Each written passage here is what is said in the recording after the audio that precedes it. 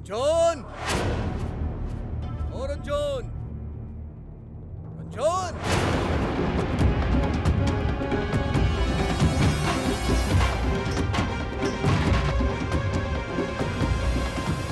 हमें सुनाई नहीं किया देत का? रंजन!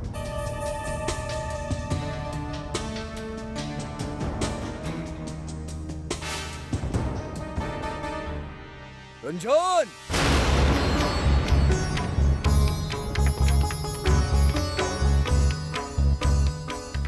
रंजन आ रहा रंजन।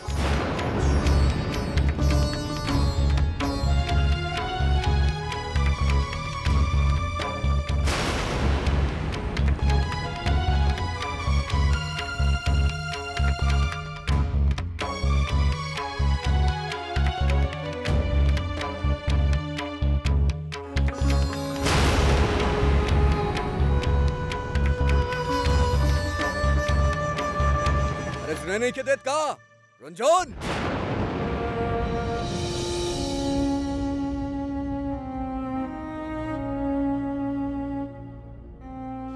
अरे घर के खाता में से वो अम्मा 10 लाख रुपए देवे गइल बड़ी कुटुआ के तोरे खातिर।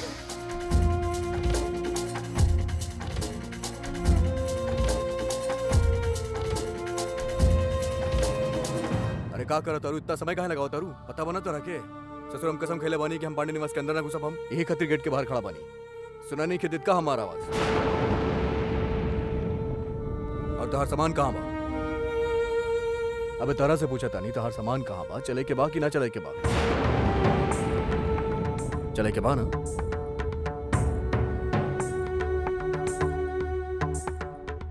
अबे का देखा तारू यार भर? सामान कहाँ बा? चले के बा कि ना चले के बा?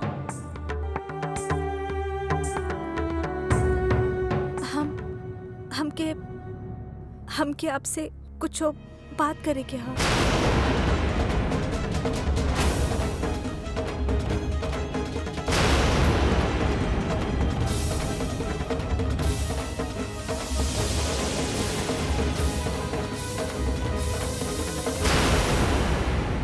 का भाई?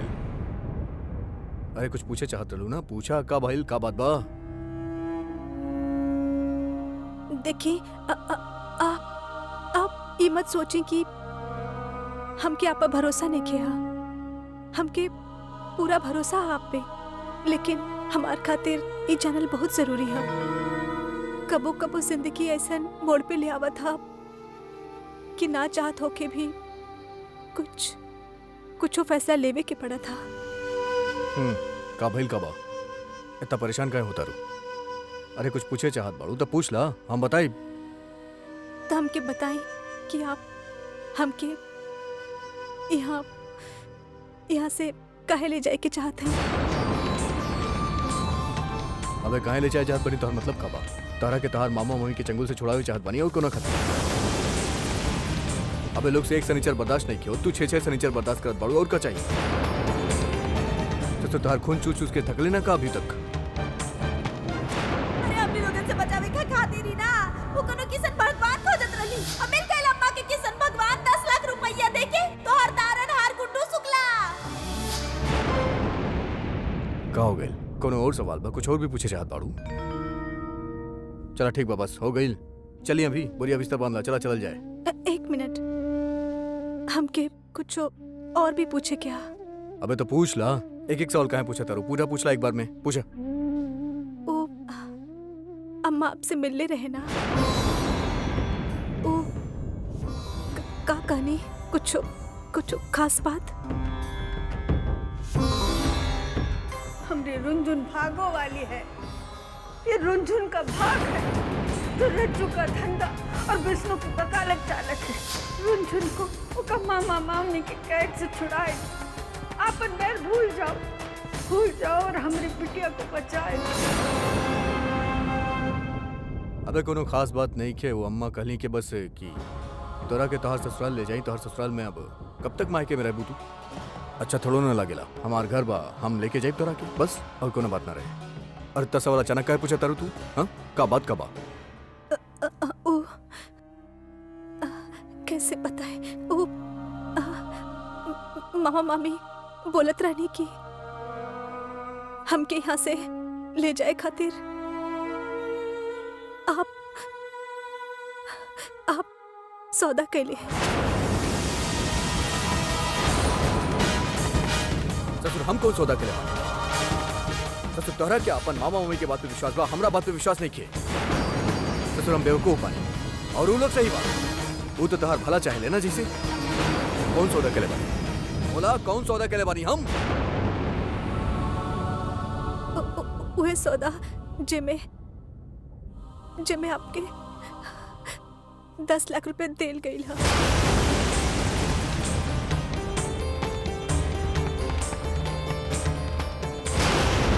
तोहार माई के ऑपरेशन होवे के ह और ओकरा खातिर तो के 5 लाख रुपया चाहिए। इला 1 लाख रुपया एडवांस। देखिए हमके आप पर पूरा भरोसा है। हमके पता है आप ऐसा कुछ ना कहनी है और हम इहो जानत है कि माँ मामी झूठ बोल रहे हैं। बस एक बार आपके मुंह से सुने के चाहते हैं। एक बार बोल दी कि आप पैसा नहीं खी ले लेंगे, कि वो लोग झूठ बोल रहे हैं।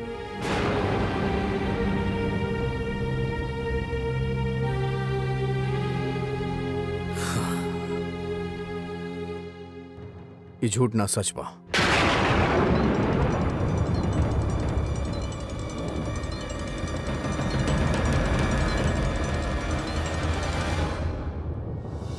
ये सच बा कि हम 10 लाख रुपया लेनी, लेकिन शायद तू जानत नहीं खू कि हम ये सब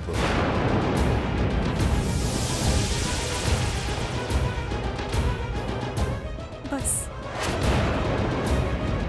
और कुछ जो कहे की जरूरत नहीं के।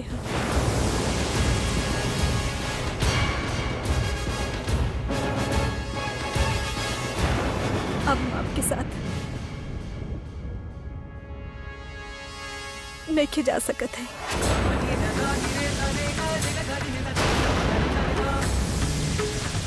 का कालू तू दोबारा बोला का कालू कि तू हमरा साथे ना चल सके।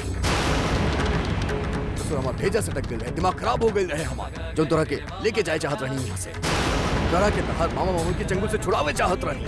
ससुर तोरा नरक में रहे के शौक बना रहा, नरक में तक हमरे दिमाग खराब रहे। जौन हम तोरा के एक पल खातिर अपन पत्नी समझ ले, और तू तो एक पल खातिर भी हमके अपन पति ना मन लू ना अपन पति। तारा मरे के शौक तू मरा यहीं पे, हम चाहता नहीं।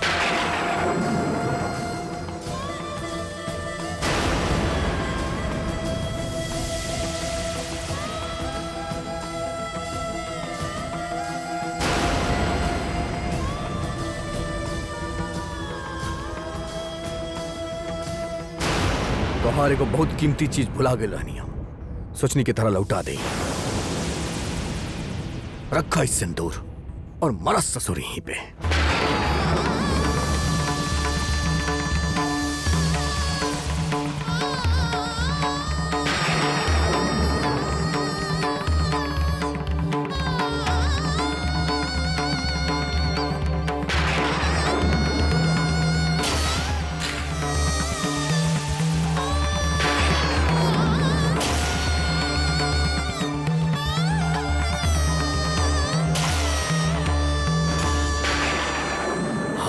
मिठू जी, जब हमके पता नहीं चला तो तू लोगन के कैसे पता चली हा कि वहाँ का हो रहा बा?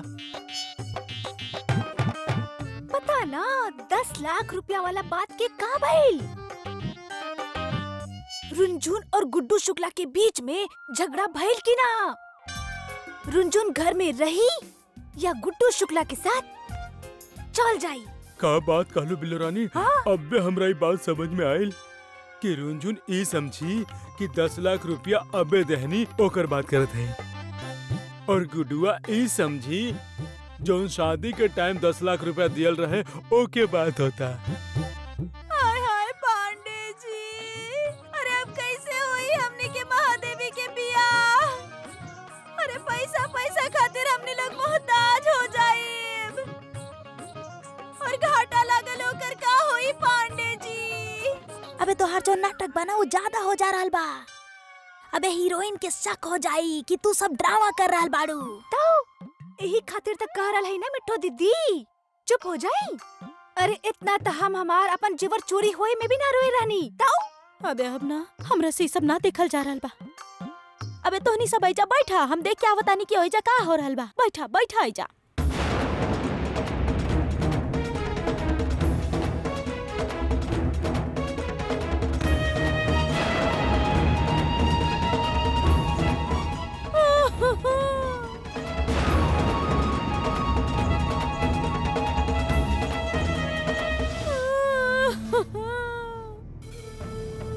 चुप हो जाए मिठू मामी, अब केहू के जान लेवे या खुद के जान देवे की जरूरत नहीं है आपके। देवी की शादी की तैयारी कर ली।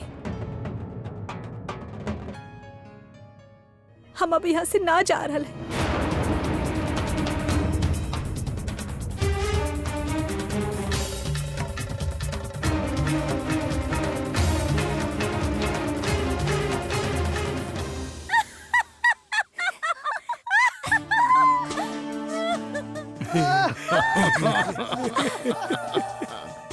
हाय हाय पांडे जी, अब हम ही लोगन के भागो वाली ई घर छोड़ के नहीं जाइए। क्या चाल चलने बनी। हमारी अटरिया पे आईहा भाभी, हमारी अटरिया सरग होई जाई। अरे टिपी टिल्लू, अरे नाचे के मन कर रहा यार बहुत। अरे तो नाचा ना भैया। अरे कहाँ से नाची यार भैया, लेके आयल ना है भाभी के। हाँ काफी देर हो रहा है। कान कुक्कन, गुड्डू भैया ठहरले राजधानी एक्सप्रेस, अब भाभी ठहरले पैसेंजर। तो अगर देर से भी दोनों साथ में आ जाए तो गनीमत समझा। ऐसे साले हम देख रहे तोरा सबके बहुत खुश, अब बहुत नाचत बाड़ा। बेगाना के शादी में सारा अब्दुल्ला दीवाना। अबे साला चिरकुट, अबे ये बताओ ससुर भैया बेगाने कब से हो गए बे? और एगो बात बताई तोहरा के साला, दीवाना तो उबारे लेकिन तुहार जैसे ना ससुर गंद फैलाए रहेले, बोल बोल के उल्टा पुल्टा मनहूसियत फैलावेला। एगो बात बतावा साला तू कि ई तुहार चेहरा पे मंगल ग्रह जैसन सन्नाटा काहे छायल रहत बे? हाँ देखा देखा, सही बात बोलनी, सही काम हो गई। आ गए गुड्डू भाई भाभी के लेके।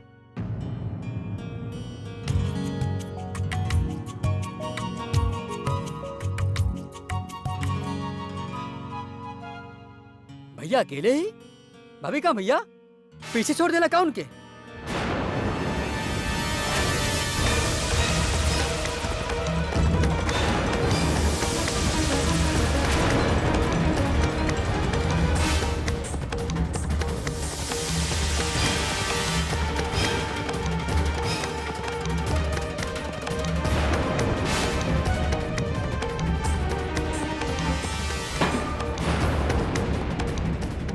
भाई सब हटाओ भाई सब। भैया बात का बताई ना। चुप, ससुर बीच में ना बोली केहू।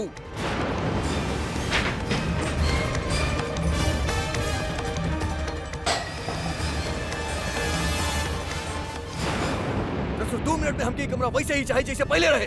सुनाई दिया तोरा सबके?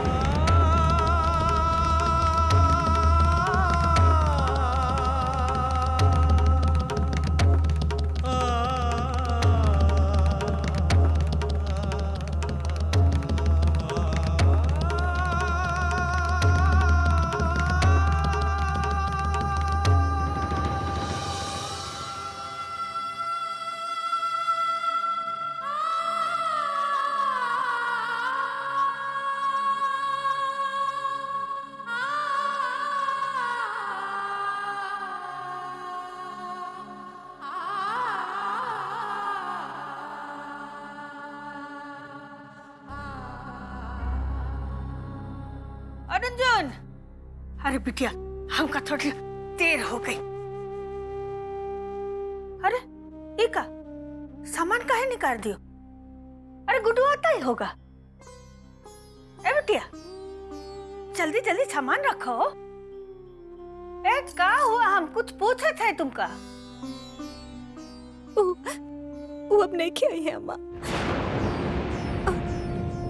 आज जे भइल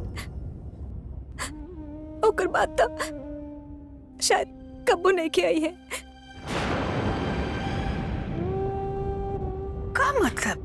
मतलब तो हमू ना समझ पाई अम्मा कि तू ऐसन काहे कैलू। तू आज तक हमार दिल ना दुखैलू अम्मा, और हमके पता है कि तू जे कुछ भी कैली हमार भलाई खातिर कैलू, लेकिन ठीक ना कैलू। तू आज तक हमके बोझ ना समझ लू अम्मा, तो फिर आज काहे दहेज के नाम पे ही सही तू रिश्वत दे लू। तू ही बतावा, रिश्वत दे के कौन सा रिश्ता बचाइला आज तक? रंजन ये का बोले जा रही हो?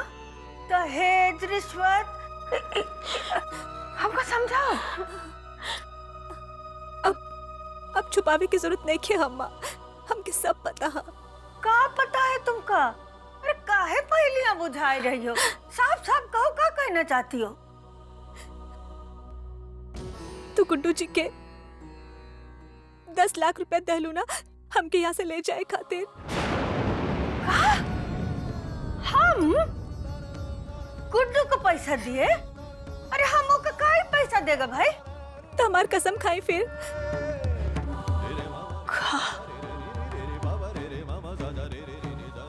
अब हमका कसम खाए का पड़ी? तुमका हमरी बात पर विश्वास नहीं?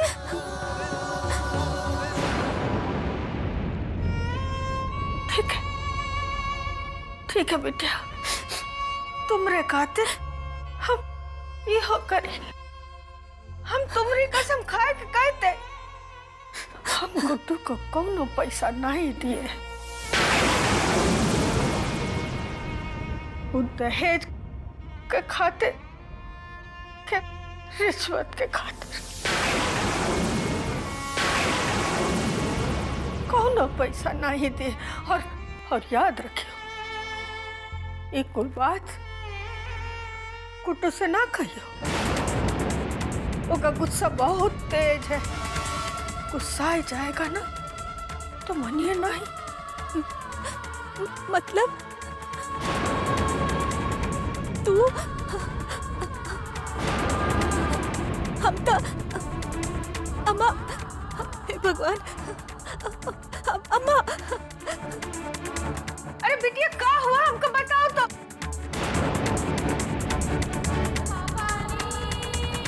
हे भगवान अब क्या हो गया?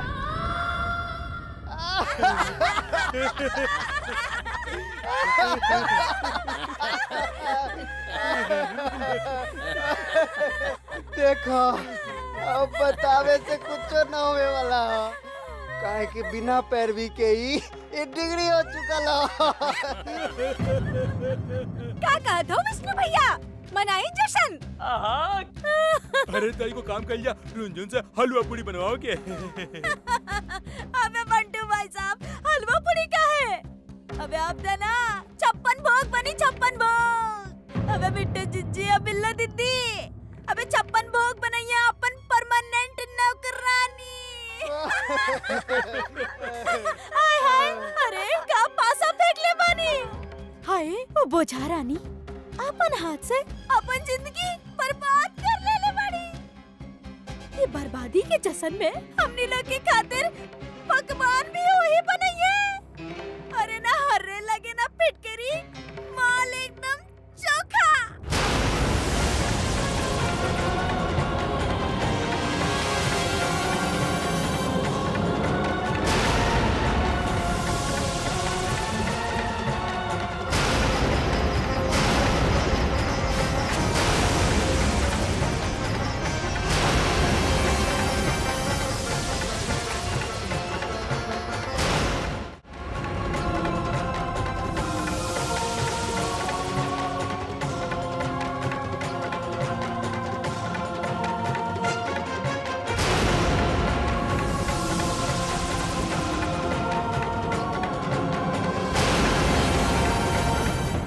लोग हमरा से कौन बात के दुश्मनी निकाल रहा है।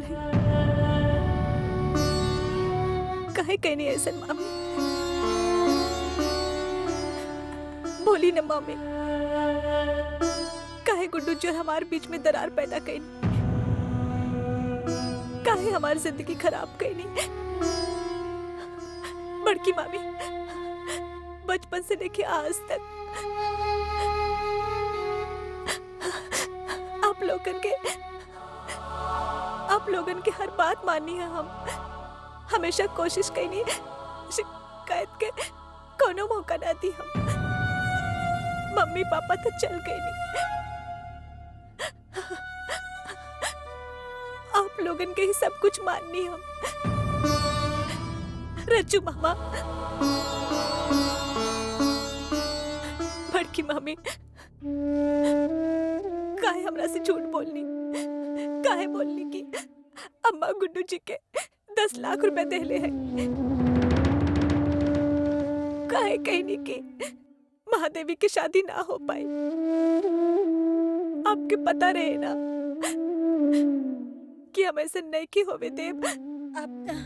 आय हाय बोझा रानी, अरे तू तो बहुत सयानी हो गई बाड़ू। हम झूठ बोली कि सही, ओकरा से तोहरा के का मतलब? तू का मान रहल बाड़ू? वो तो देखा ना माँ पे विश्वास, ना अपन पति परमेश्वर गुडुआ पर विश्वास करू। अरे शंका तो तू पाल रहल बाड़ू। अरे मन में तो तोहार चोर बासल बा और लांछन हमनी पर लगा रहल बाड़ू। बड़की मामी, ये आप कह रहे हैं। हम तो आय हाय बोझा रानी, चाहे दुनिया के जौन मन में आई वो बोली, और तू दुनिया के सुनबू या अपन बुद्धि में लगेबू? अरे दुनिया वाले भड़कई है और दुनिया वाला भड़कईलास, और तू जाए के अम्मा और अपन पति से जाके भिड़ गेलो। तोरा के विश्वास ना रहे कोना पर? एगो बात गांठ बांध के सुन लो, अरे जौन रिश्ता में विश्वास ना होखेला ना, वो रिश्ता धुआं हो जाला, धुआं। अब जौन कहले बाड़ू ओकर सजा ई है बा, अब चुपचाप से ना सजा की भुगता।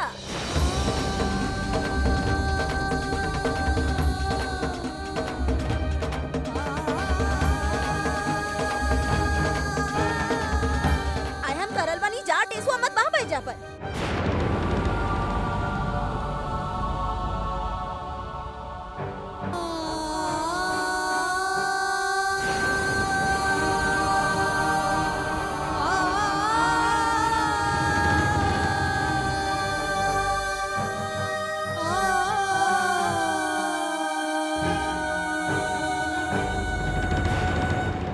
बड़ भूल हो गई हमरा से। देखत ही देखत हमार सब कुछ छिन गई। गुड्डू जी भी हमरा से गुस्सा होके चल गई। नहीं अब कैसे ठीक हो ये सब?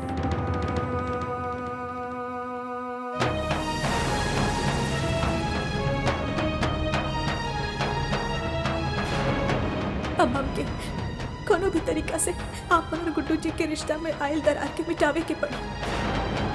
गलती भइल हमरा से, और इससे पहले कि गलती हमार खातिर जिंदगी भर के अभिशाप बच जाए, हमके ये गलती सुधारे की पड़ी।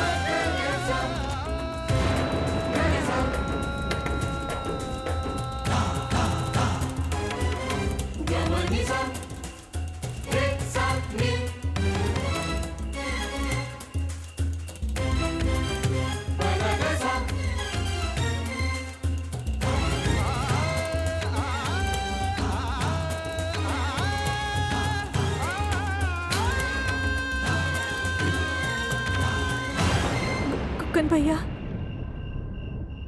ये सब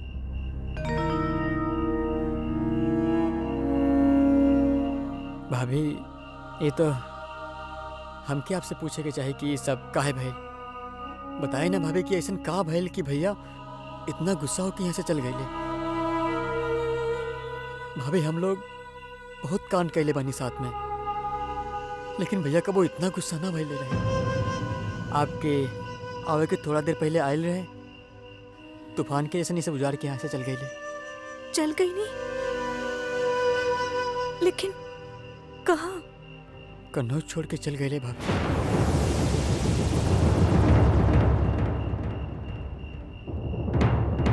हमेशा खातिर। जब वो टिपी टिल्लू उनका ढूंढे गए हैं, हम हो जा रहे हैं भाभी।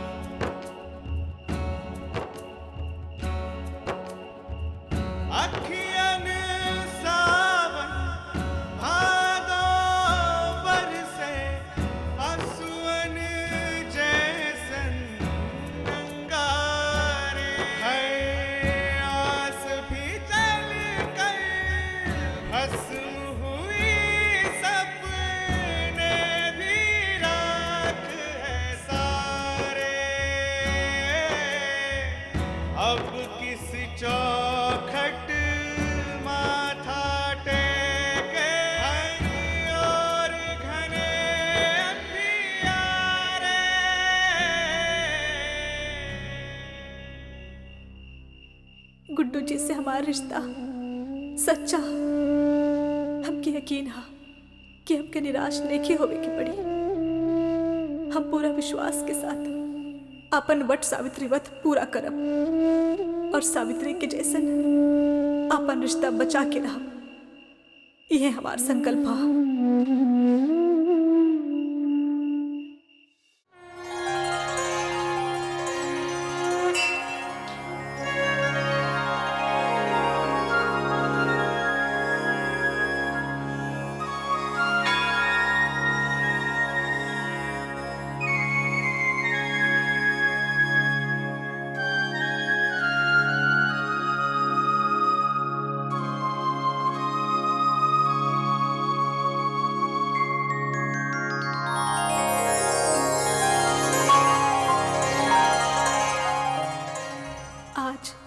वट सावित्री के पूजा के दिन हम प्रतिज्ञा करत हैं कि जब तक गुड्डू जी वापस नहीं आ जाते हैं, हम ई वट वृक्ष के परिक्रमा करत रहब।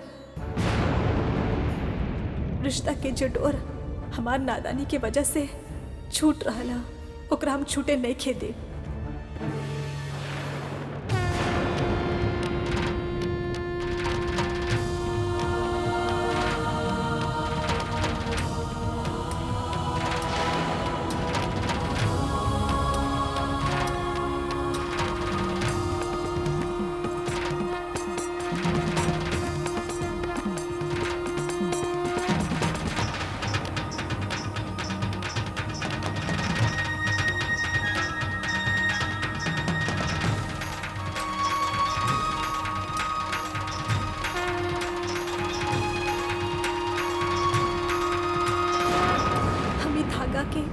के वट वृक्ष में तब तक बांधत रहब जब तक कि डोर हमरा से फिर से वैसे ना बंध जाता।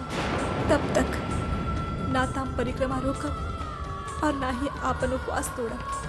अब तो बस गुड्डू जी के आए पर ही हमार परिक्रमा पूरा होगी और उनकर ही हाथ से हम आपन उपवास तोड़ब।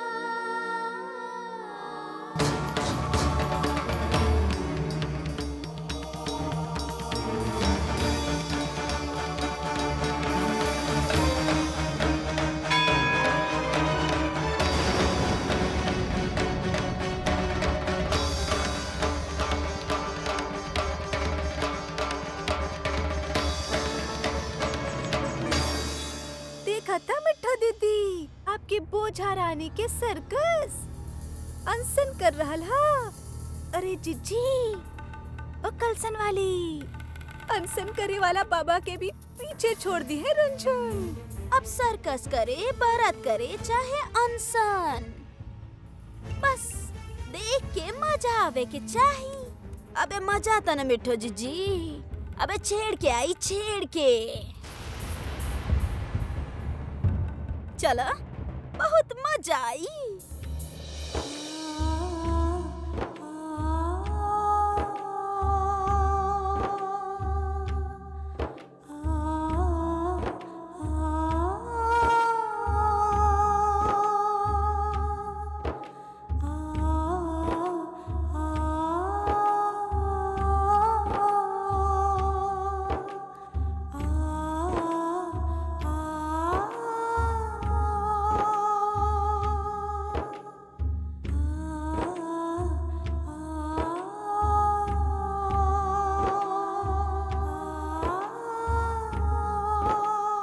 आय हाय बिल्लो, जाना ताड़ू ई धागा के छोर पे पूजा रानी ऐसे खेल खेली कि गुडुआ पतंगा की तरह छटपटाए के इनकर पूजा के थाली में आ गिरी है। आपकी मतलब हाँ ई गुड्डू शुक्ला उड़ के आई है का मकड़ी मनुष्य की तरह। चला चला उधर चला।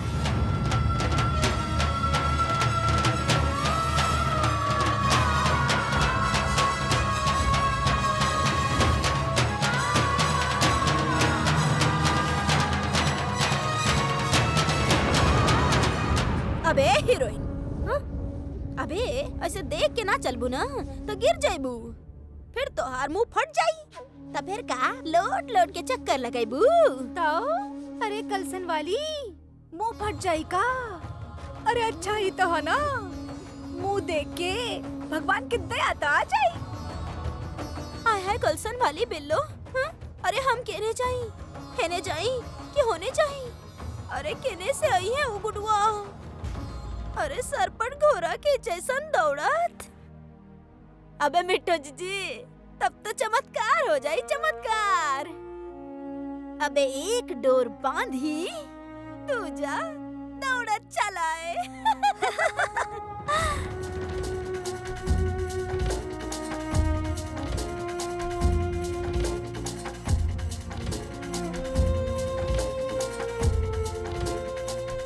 देख रहा हो बहन, बेचारी कब से परिक्रमा कर रहा हा। ऐसा लग रहा बा जैसे कितना जन्म की पूजा आज पूरा कर डली है। हमार रुनझुन का पूजा सफल करो प्रभु, ओका अखंड में व्रत का मान रख ले, नहीं तो हमार रुनझुन पछतावा के आग में जल के भस्म हो जाइए। हमार बिटिया कर विश्वास टूटे से बचाए लो प्रभु। सांझ से पहला गुड्डू को ओका पास भेज दो, ओका व्रत का मान रखो प्रभु, मान रखो।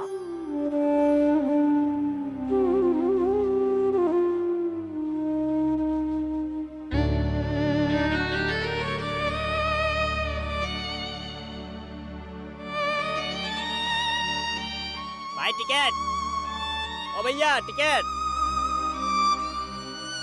कहाँ का टिकट चाहिए भैया आपके? जहाँ तक बस जात बा वहाँ तक के टिकट बना था।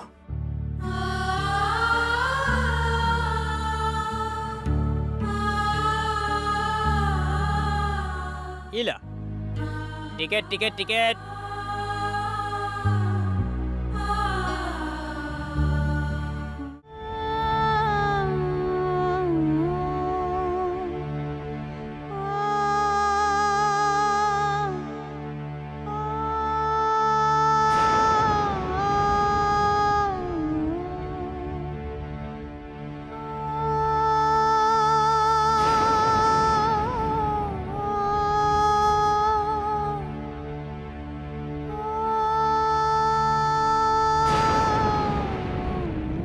अरे भाऊजी सुन ले है निर्जला उपवास है, अगर ये ऐसे नहीं घूमत रहली तब बेहोश होके गिर जाई। का पता एकर पति उपवास के बाद जाने लगी ना।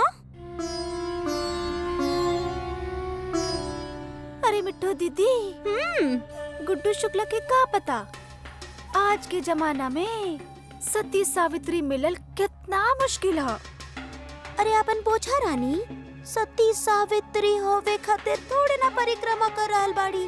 ताऊ अरे अपन बोझा रानी मशहूर होवे खातिर कर रहल बाड़ी। अबे हीरोइन के लागेला ना कि गुडुआ के चुनौती में हराए के कन्नौज के हीरोइन बन जाइए। और ऐसे भी ना आज आखिरी दिन बा। अरे नौटंकी देखा ना, चढ़ान पे बा चढ़ान पे।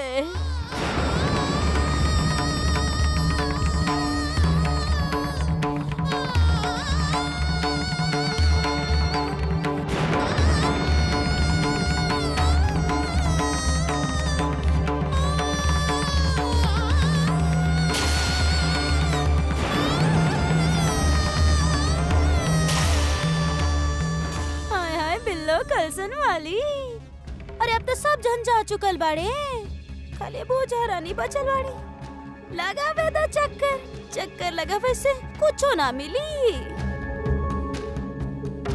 चला चलल जाए, लगावे दा चक्कर अपन बोझा रानी के अपना भाग के साथ। चला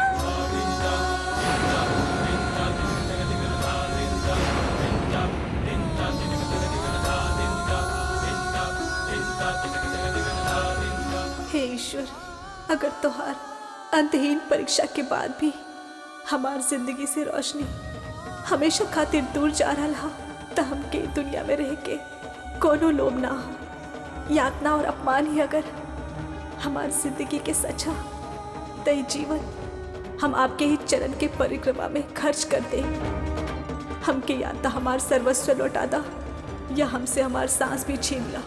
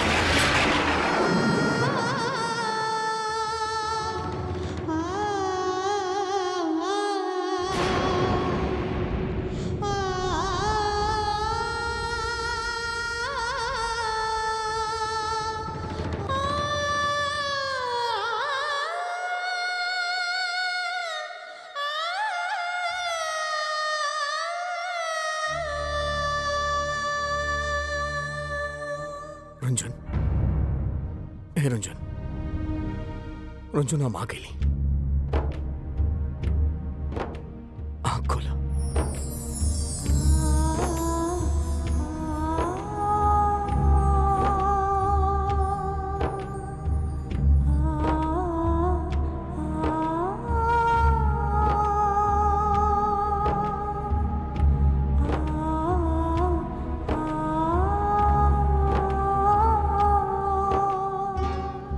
तू तो हमके कबो समझ में ही ना आईबू, कब्बो ना समझ पाई हम तोरा के।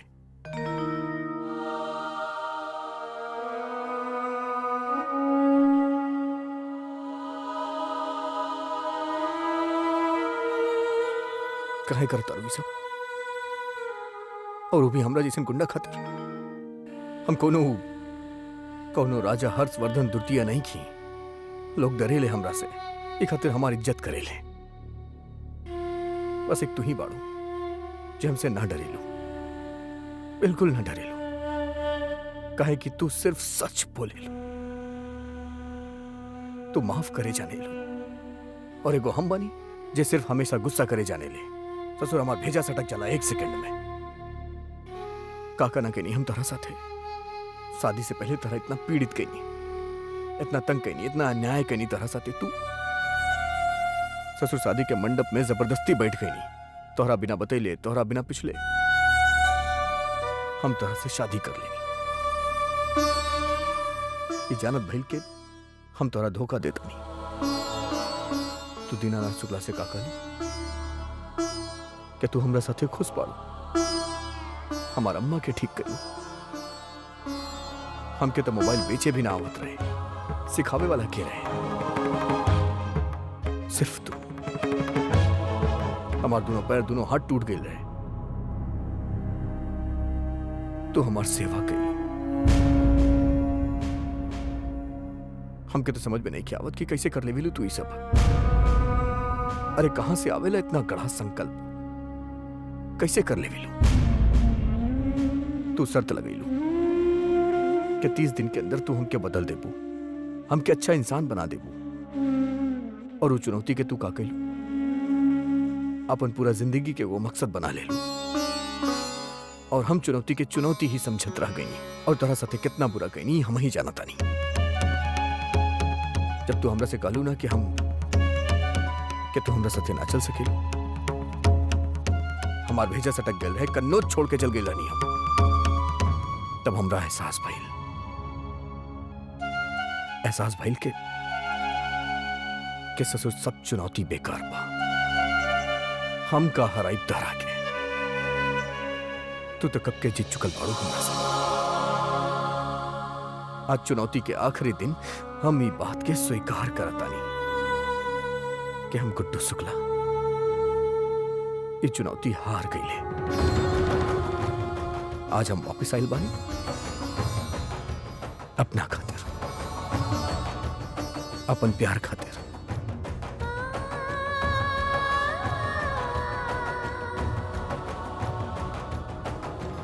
हम कबो सोचले ना रहनी के कि हम कबो केहू से कहब के,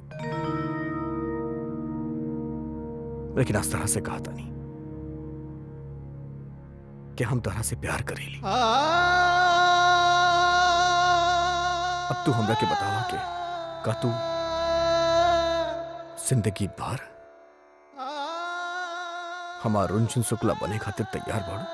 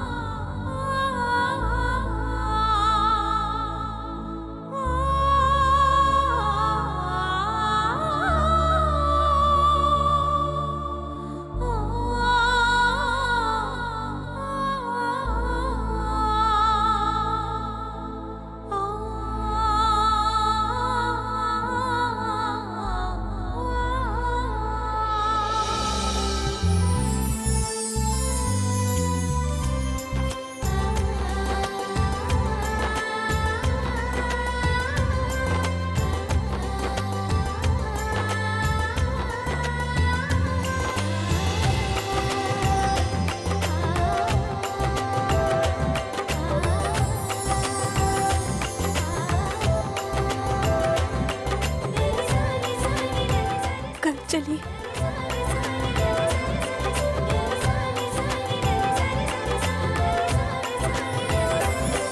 ये लो गर्मा गर्म चाय। अरे पकौड़ा। अरे दी। अरे भाई सब साग पुरान भूल जा। हम कहत नहीं मिट्ठू जी, भाई आप तो कमाल कर देलू। हम कहे वाला ही रानी, मौसम बहुत मजेदार बा, कुछ चाय पकौड़ा हो जाओ। हम आपके मन के भी समझतानी, अरे मौसम के मियाज के भी। और वैसे भी आज तक दस्तूर और मौका भी बा जश्न मनावे के। वो बोझा रानी के दिल के बोझ बढ़ गइल बा। अरे भूखल प्यासल तड़फड़ा रहल बाड़ी उ गुडवा गद्दार के खातिर। और ऊपर से ई मौसम के मार आए हाय, अरे करेजा चीर देत होई।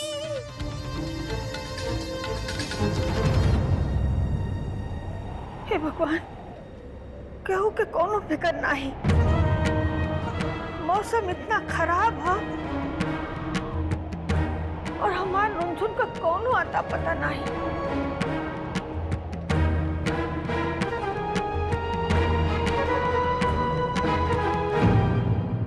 भूखे प्यासे अभी तक चक्कर तो नहीं लगावत है। जाए के देखे का पड़ी।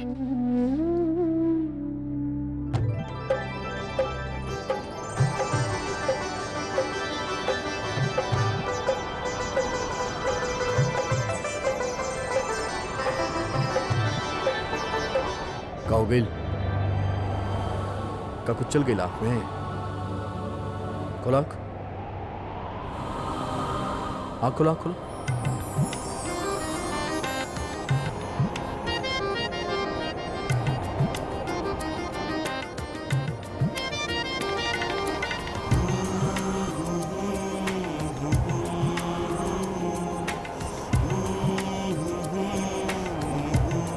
निकलल काम कर, आंख बंद करा कर। अब तू ये हाथ से एकरा पकड़ा, हम तोरा लेके चला।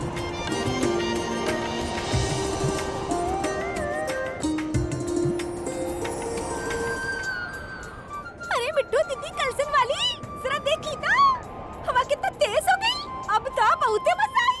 अब ऐसा करल जाओ ना मिट्टू जीजी और बिल्ला दीदी, खिड़की उड़की सब खोल देता नहीं। अरे हाँ जा जा, अरे जा जा जा।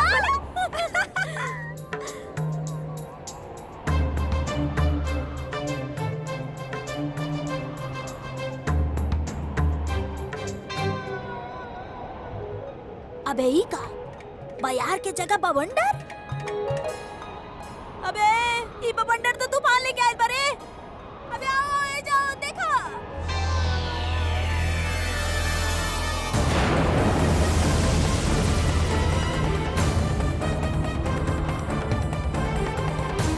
अरे बिट्टू दीदी ई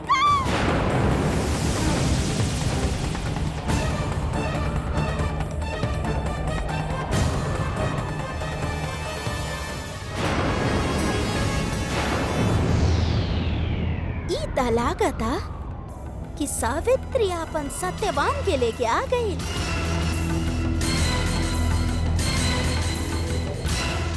ये तूफान के तक कुछ ना कुछ करे के ही पड़ी। चला चल के देखा जाओ। हाँ, चलो चलो।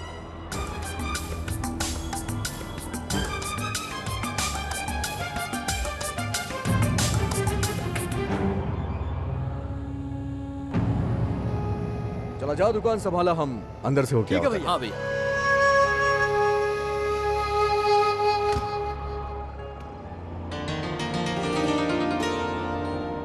रुंझुन, गुड्डू, भगवान का शुक्र है। आजा बेटा, आजा।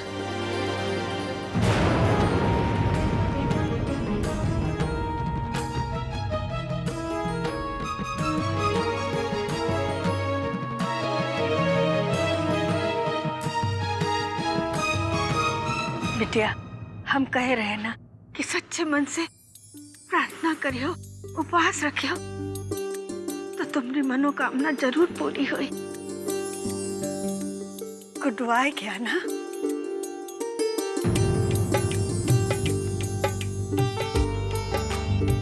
जियत रहो, जियत रहो। सब तोहार आशीर्वाद बा अम्मा। बस हम तक कन्नौज छोड़ के चल गए रानी, अब वापस आ गए बानी। और वैसे भी कबन अम्मा के वो इतना पूजा पाठ करी था, इंसान वापस तो आ ही जाए ना। अरे मामी लोग कहे चुप बाड़ी? कहा मिट्टू मामी? अरे सही कहा था नहीं कि ना कहा था नहीं? अरे तू बोला कलसन वाली कुछ और जेवर के दुकान सही कहा था नहीं कि ना कहा था नहीं? अब इतना शांत काहे हो गए सबके सब? काबिल जब तक हाथ ना चली तब तक क्यों कुछ बोली ना कहा? अब आय है गुड्डू। अरे ये सब सही कह रहल बड़ा। चलो, विधि विधान से पूजा हो गई, तुम्हारा व्रत भी सफल हो गया। हम पंडित जी को बुलाए के कह देता है कि कल पूजा करिए और तुम दोनों को आशीर्वाद दे, जिससे तुम दोनों अपन नई जिंदगी शुरू कर सको।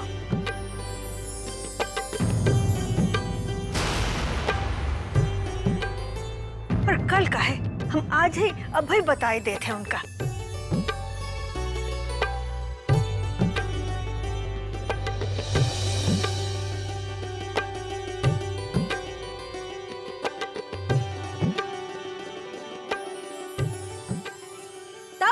अब चल गइल रहे तो चल गइल रहे। अब वापस कैसे आइल, कहाँ से आइल, काहे आइल, ये सब सवाल तो बेकार ही है ना बंटू जी। काहे की ना बंटू जी, गुड्डू शुक्ला टपकल है मुसज्जद के जैसन। अब कुतरी भी और शेर के जैसन दहाड़ी भी। सही कहा तू बिल्लो रानी, अब हमारा दांत का भी खतरा बढ़ गइल बा। ऐजा हमने लोगन के अपन जान के पड़ल बा और तू बड़ा बंटू भाई साहब की तरह के अपन दांत के पड़ल बा। अबे बिल्लो दीदी, अबे हमने लोगन के ना पहले के सब प्लान चौपट हो गइल। अबे हम तक करल बानी ना कि वो बट पूजा की ही उजाड़ देवे के चाहत रहल, वो हीरोइन के टंगड़ी तोड़ देवे के चाहत रहल। अबे ऐसा चक्कर खा के गिरती ना कि पेड़ के चक्कर ही ना लगा पाई थी। बिल्कुल सही कह रहल हो कल सिंह वाली। ये देखा, लेकिन मिठो दीदी जरा ये तो बतावा, आपके कौवा दिमाग कौन सा पत्थर देख लेलस? अब तो उड़े खातिर तैयार लग रही है। बताई तो का सोच रहे है मिठो दीदी? आय हाय बिल्लो रानी, अरे बहुत बड़का बोझ लग गइल बा खोपड़िया पे। अब कौवा के तरह ना इंसान के तरह सोचे के पड़ी। अब तो शरद के दिन भी पूरा हो गई, फिर भी गुडुआ जरा गइल। अब शरद कौनो जीते चाहे कौनो हारे, का फर्क पड़ेला, लेकिन गुडुआ के यहाँ आवे से फर्क पड़ेला। पूजा रानी के भक्ति के ना विरक्ति में बदले के पड़ी, ताकि ई दोनों के रिश्ता फिर से पनपे ना।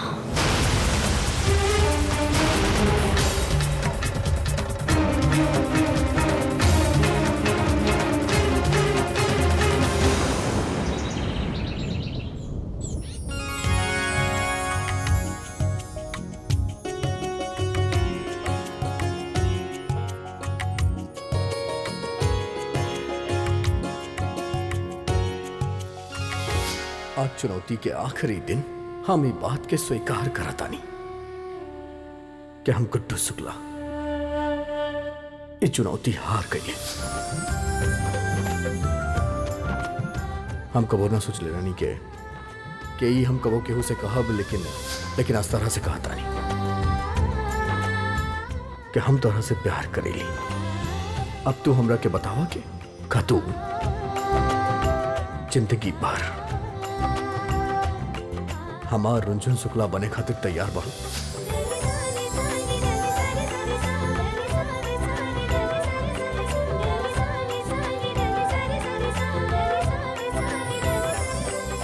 अरे शीला की अम्मा जल्दी जल्दी आओ ना, देर हो गई है।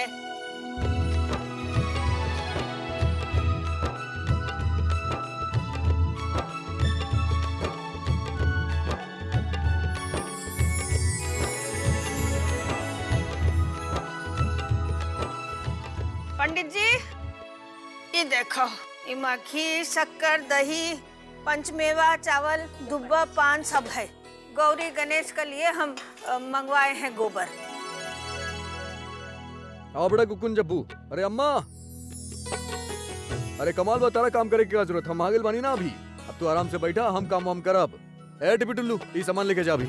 अरे तू बैठ के आराम करा, बस देखा अभी कैसे काम होई। ठीक है, तुम लोग काम करो, हम बैठ के देखते हैं। हे ईश्वर, तार बहुत ही कृपा है।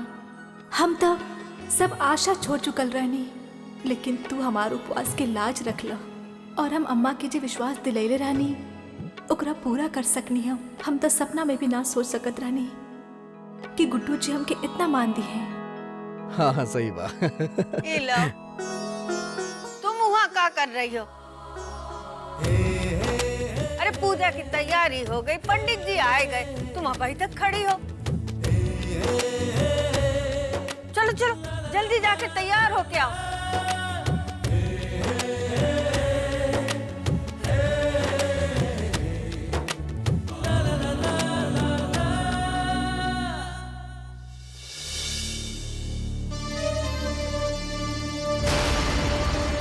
तो अरे मिट्टो दीदी, कलसन वाली गुड़ के गोबर बने में ज्यादा देर नहीं खिला गेला।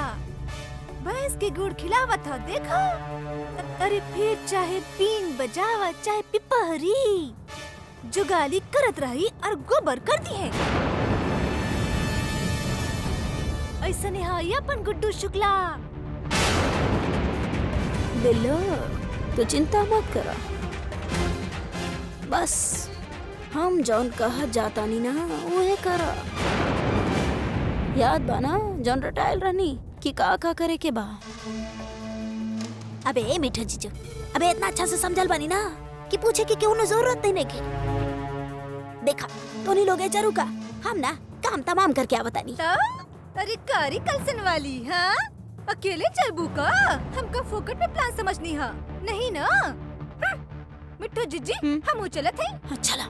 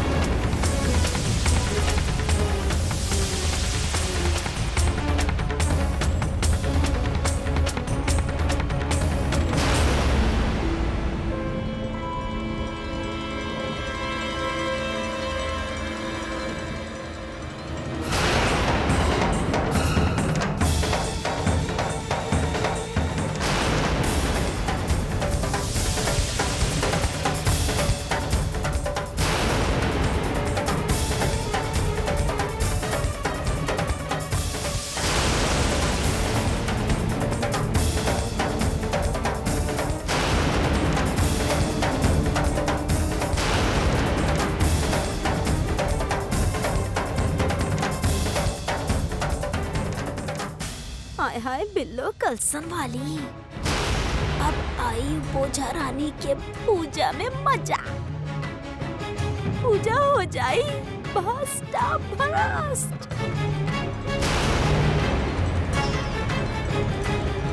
ओम अपवित्र पवित्रो वा सर्वावस्थांगतोऽपि वा स्मृत पुंडरीकाक्षं स ब्रह्मावयंतर सुचिर सुचि। अब आप दोनों पति पत्नी सामने बैठ जाएं, बाकी सब लोग भी बैठ जाएं। विघ्नेश्वराय वरदाय स्वप्रियाय नागाननाय सुतज्ञ विभूषिताय। अम्मा जी आरती के थाली न दिखाई दे रहा है। अभयलात है।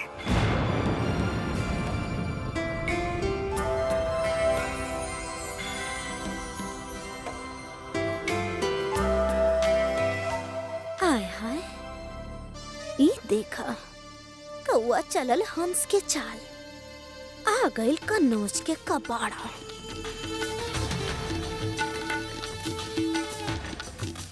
अरे तीर अगर निशाना पे लग गइल ना तो ये सब जो तैयारी बना इच्छित रहे के ना लेवा हो जाई।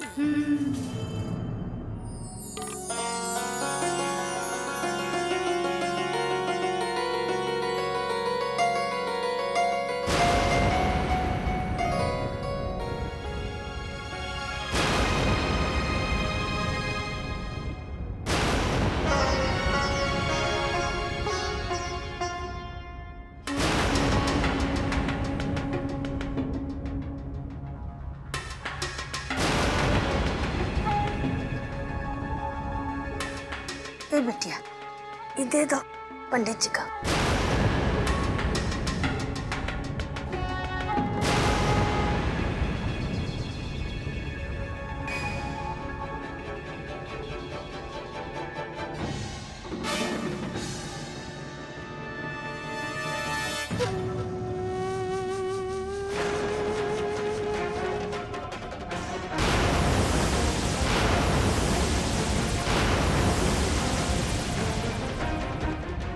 अनर्थ,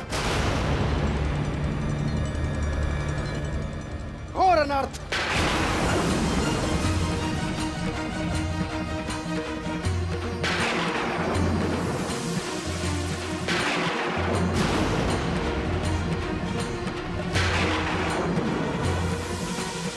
बहुत बार अपशगुन है।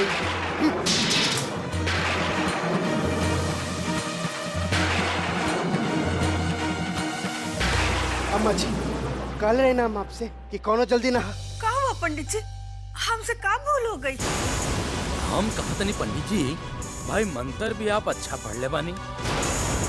वो जहाँ तक पूजा के सामग्री के बात बा और वो सामान भी सब अपना जगह पे ठीक बा, तब फिर ही अब सगुन कैसे हो सकेला? अरे वो देखिए आरती के थाली में मॉडल तिलचट्टा पड़ल है।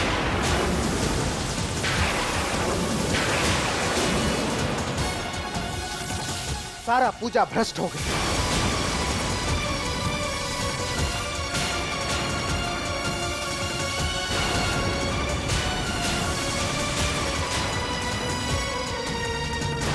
हाय हाय अम्मा, अरे ई तो उहे बात हो गई ना।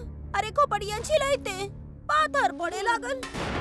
अब देखा ना अम्मा कितना अरमान से पूजा रखवैले रहली। उ पूजा मतलब उ रुनझुन और गुडुआ खाते तो दोनों चैन के बंसी बजाइए खुश रही है। अब देखा ना वो चैन के बंसी में पता नहीं कहां से आके कचड़ा घुस गई। सब हंसी खुशी चाट के चल गई दही जरा तेल चट्टा। अब देखा ना जरा पूजा में इतना बड़ा अनर्थ हो गए। आगे का जिंदगी कैसे गुजरी?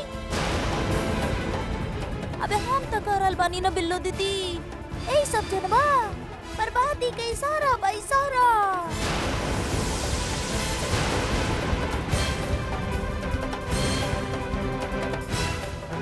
अब देख ला अम्मा, अब तो ना हमने लोगन के बदनाम मत करा कि हमने लोग नजर लगा देनी। अब का करबू अम्मा, ये सब जन बा ना ये सब भाग के लेखा बा। अबे ई पर केहू के बस नहीं खे। अबे राजा हरिश्चंद्र के भी बस थोड़ी ना चलल। बताओ फिर हमने लोगन के का औकात बा अम्मा।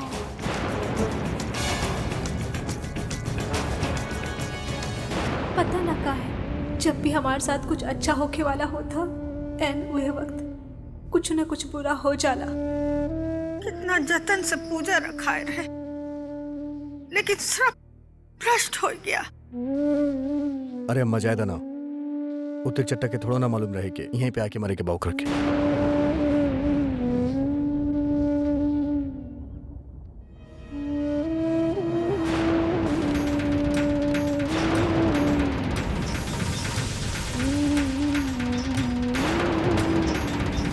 तो ई नौटंकी बा मामी लोग के, ई लोग बड़ी मासूम तिलचट्टा के कातिल। पंडित जी पूजा ऐसे कैसे खत्म हो जाइए? अम्मा पंडित जी एकदम सही कहा तारे, पूजा भ्रष्ट हो चुकल बा, और जब पूजा भ्रष्ट हो चुकल बा तब पूजा करे के का मतलब बा?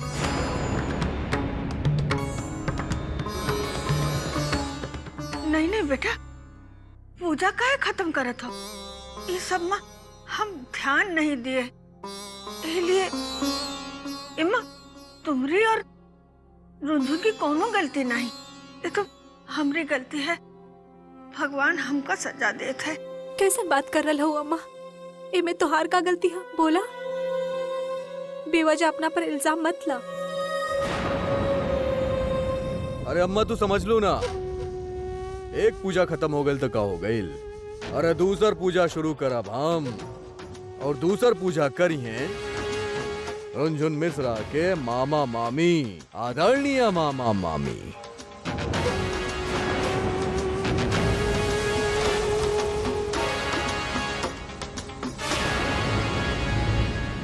का बेटा बंटू पांडे, चला बतावा अच्छे से कि वो बेजुबान तिलचट्टा के कातिल के बा। बतावा बतावा ना, तो एक काम कर, बोतल चट्टी के उठाए तोरा मुंह में डाला और पेट में से निकल जाए अभी के अभी। बोल गुड्डू हम कुछ ना कहने, और देखो हम शाकाहारी हैं। गुड्डू छोड़ा हमके। अरे तो शाकाहारी बाड़े तक का करी, तोरा अच्छे से मांसाहारी बना दे। बतावा कि वो तिलचट्टा के कातिल के बा। पहले हमके छोड़ा गुड्डू, पहले हमके छोड़ा। छोड़ दे तो उगल दे बका। अब तो चलो बतावा, सब बतावा। हम और हमार बिल्लो रानी कुछ ना कैली। वो तो मिठो भाभी डाले रहले तिलचट्टा।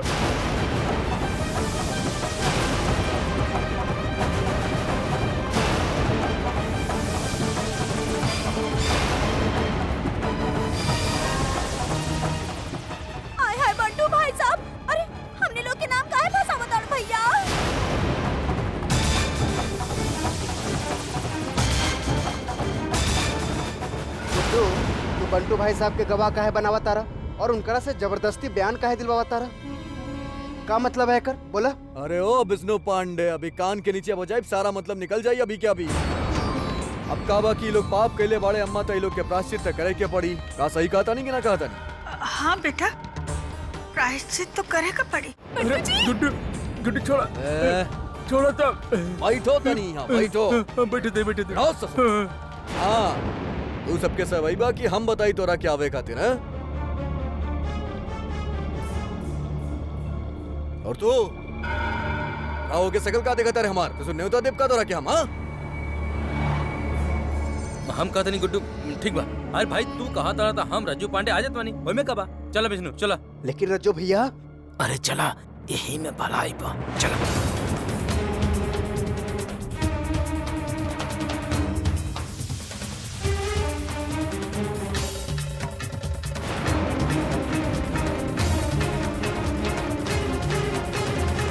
ओए चमक चलो। ससुर तोरा के का स्पेशल इनविटेशन देवे के पड़ी हमरा के? अब ना बिल्लो दीदी, ससुर सुनाई दिहाल की ना दिहाल? मालूम है।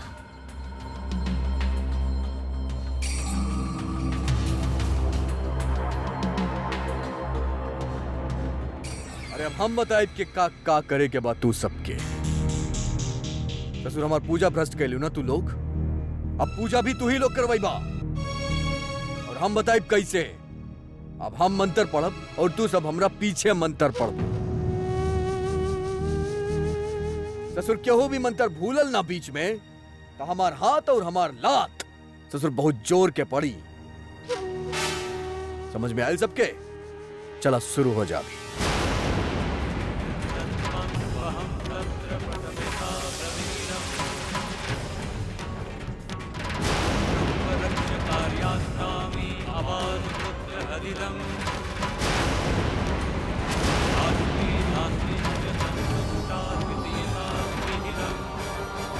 अब ससुर समझ में आ गए ना तू लोग के पूजा भ्रष्ट करे के अंजाम?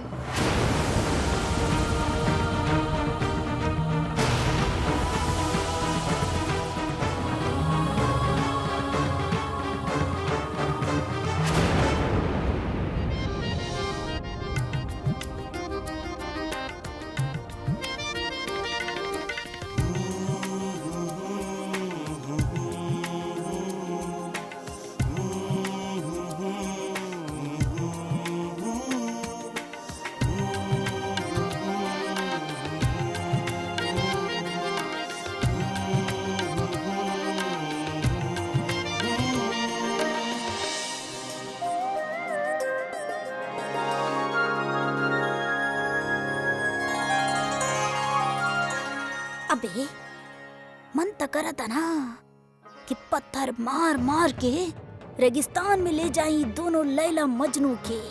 तो अरे बंटू जी जरा देखी तो दोनों के नैन मटक्का। आय हाय पांडे जी देखी रंगारंग कार्यक्रम चल रहल बा, छछलूरी लूट रहल बा गुडुआ। हम कहते नहीं मिठू जी चुप रहा बस, नहीं तो पता ना और कितना पूजा करवाई।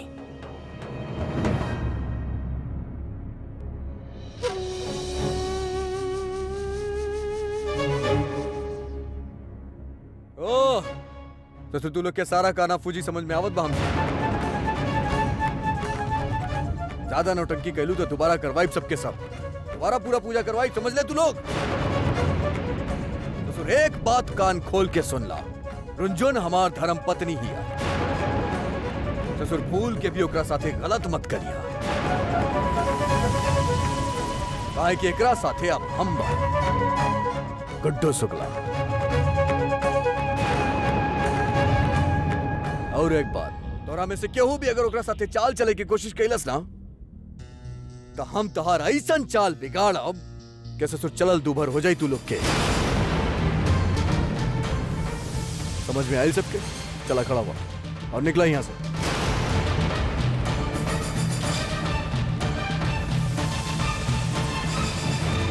आय हाय हमको देखा तानी कि कब तलक साथ रहबा तू दोनों जाने। पेट के तरफ फोड़ के गुदाना निकाल देनी तो हमरो नाम मिठो पांडे ना।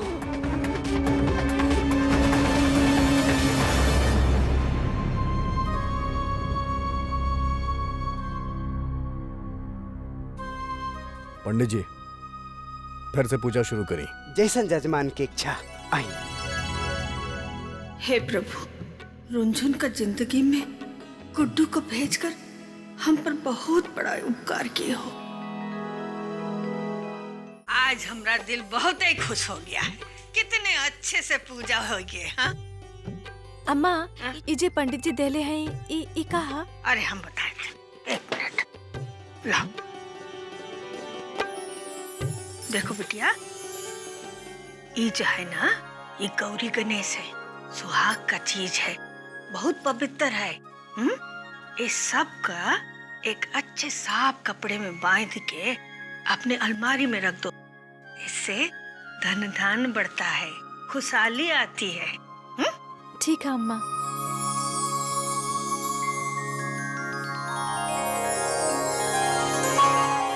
वही कपड़ा में बांधिए।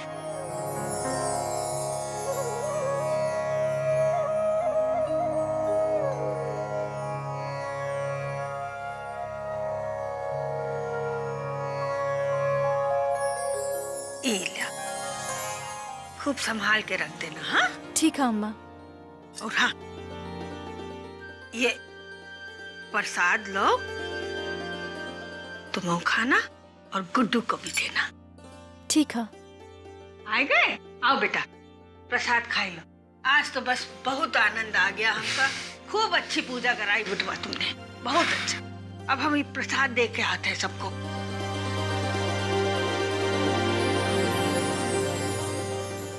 इली दा तो खेलू, हम खिलाई।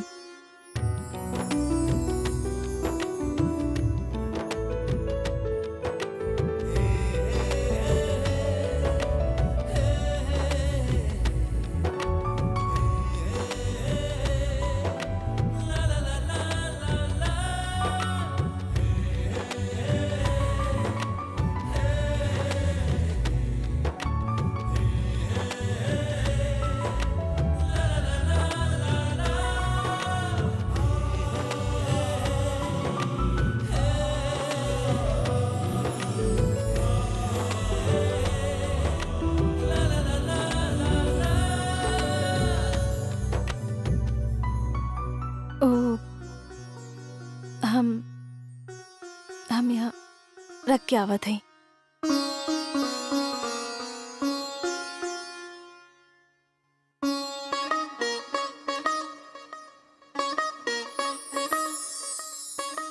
हमार पल्लू छोड़ी ना।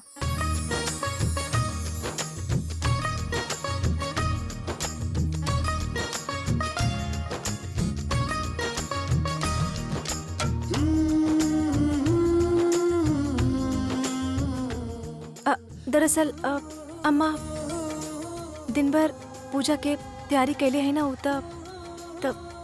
थक गई हुई हैं। हंस के रहल है।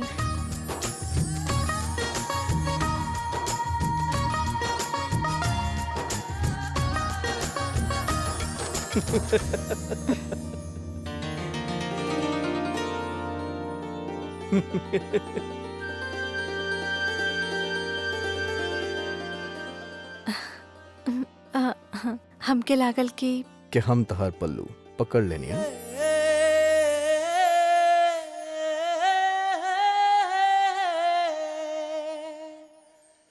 एगो बात कहीं तरह से का देखा, हम जानता नहीं कि तू हमके पसंद ना करेलू, और सही बा काहे कि हम ससुर गुंडा बदमाश मावाली जौन बानी। हम समझ सकेली बात के अच्छा से के जब अगर इंसान के मन में रहे तब इंसान दूसरे इंसान के पसंद करेला। ठीक बा, हम तोरा लाइक नहीं किए, हम तोरा पहले कले रहनी, लेकिन तू ही बात के मानत नहीं। हाँ, लेकिन एक बात तय बाकी है कि हम तोरा से प्यार करेली। और तोहरा बिना जी ना सकेली। हाँ, लेकिन ओकर मतलब ये नहीं कि तू भी हमके उतना प्यार करो, वैसे ही प्यार करो जैसे जैसे हम तोहरा करेली।